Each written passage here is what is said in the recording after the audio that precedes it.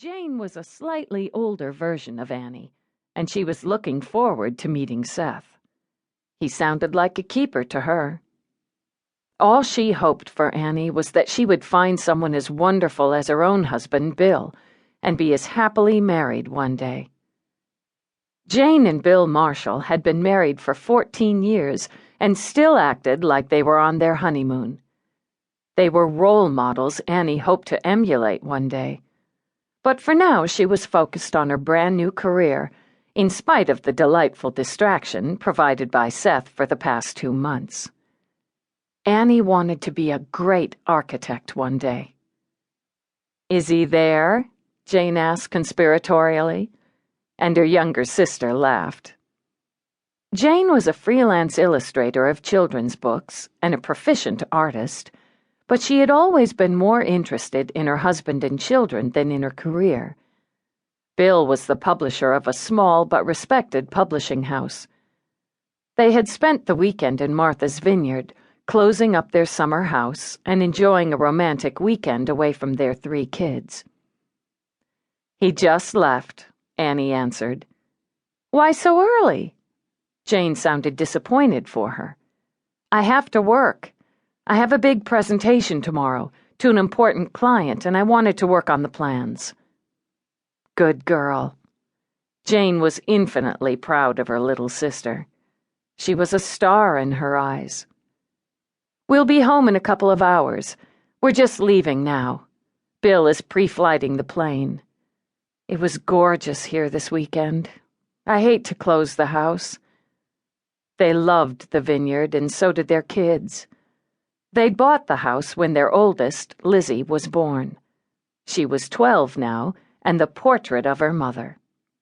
Ted was 8 and looked just like Bill, with the same sweet nature and easygoing style. And Jane liked to say that her youngest, Katie, came from another planet.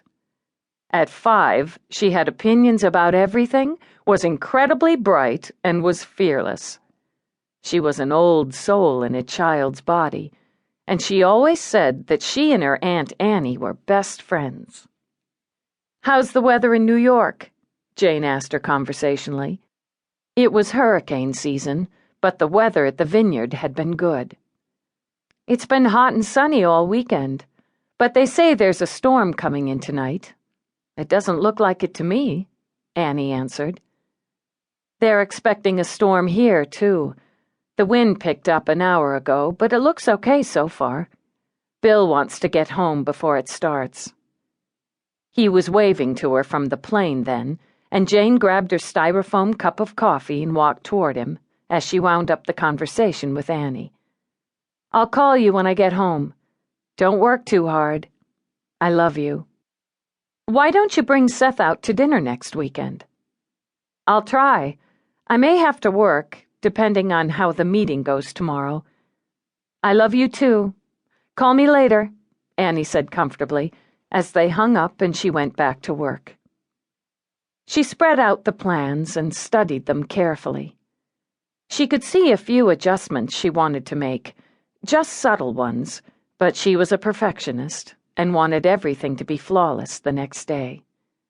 She began slowly and meticulously making the changes she had thought about all weekend.